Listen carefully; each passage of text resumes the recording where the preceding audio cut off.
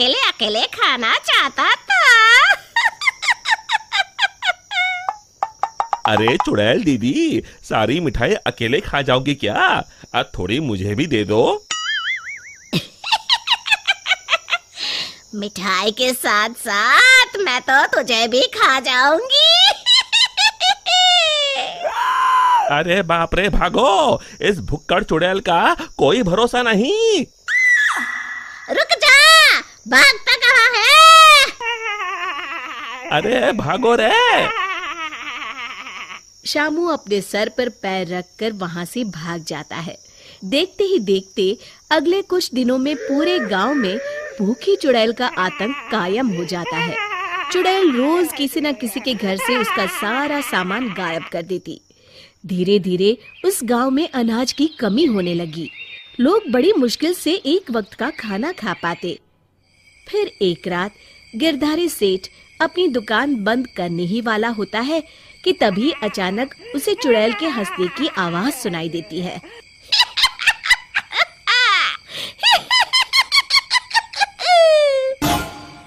अरे मर गया रे, ये चुड़ैल कहाँ से आ गई? कहीं अनाज के साथ साथ मुझे भी ना खा जाए।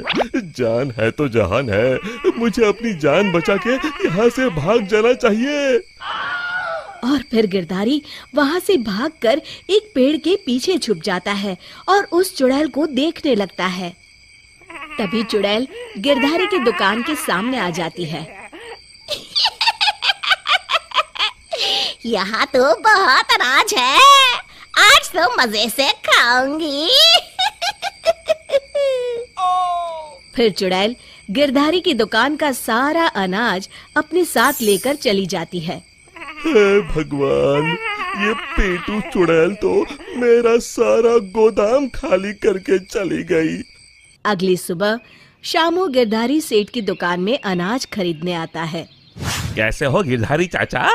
मुझे थोड़ा अनाज खरीदना है, यही दाल चावल वगैरह।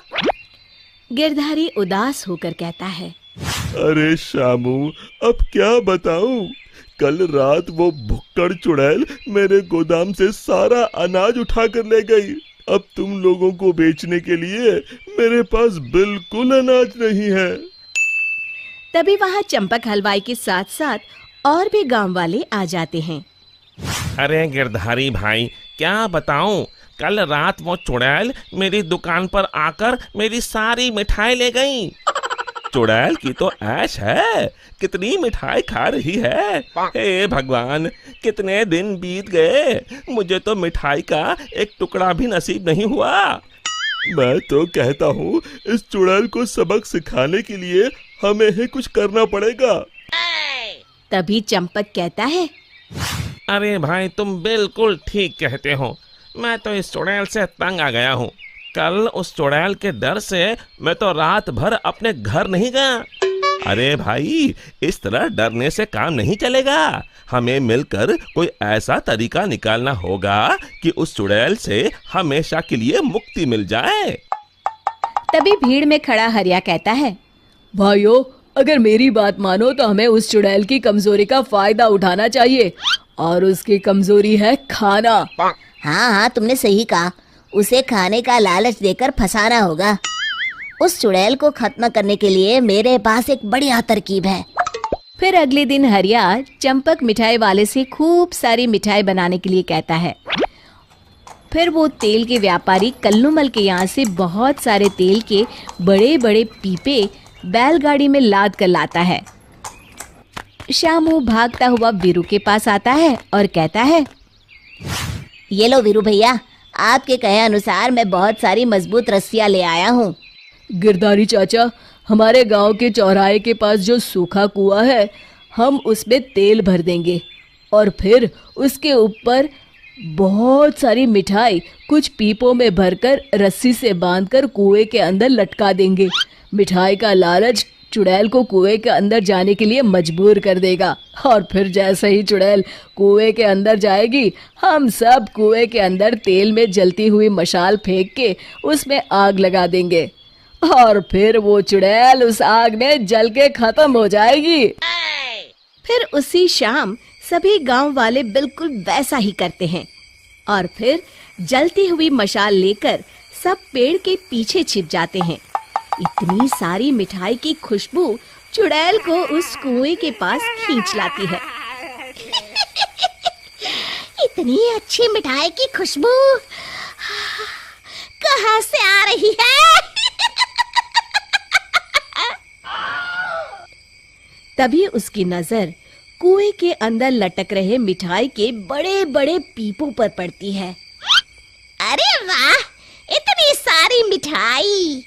आज तो खूब चटकारे लेकर मिठाई खाऊंगी। अरे वाह चंपक चाचा, तुम्हारी मिठाइयों ने तो अपना काम कर दिया। चुड़ैल उन्हें खाने के लिए उतावली हुई जा रही है। सच में तुम्हारे हाथों में तो जादू है। कोई कुछ नहीं बोलेगा, सब चुप रहो। उस चुड़ैल को जरा सा भी शक नहीं होना चाहिए। अब देर किस बात की? जल्दी से कुएं के अंदर जाके सारी मिठाई चट कर जाती हूँ। इतना कहकर चुड़ैल कुएं के अंदर चली जाती है। तभी मौका पाकर सभी गांव वाले कुएं के पास आते हैं और तेल डाल के जलती हुई मशाले कुएं के अंदर फेंक देते हैं। अचानक कुएं में भीषण आग लग जाती है। मर गई रे!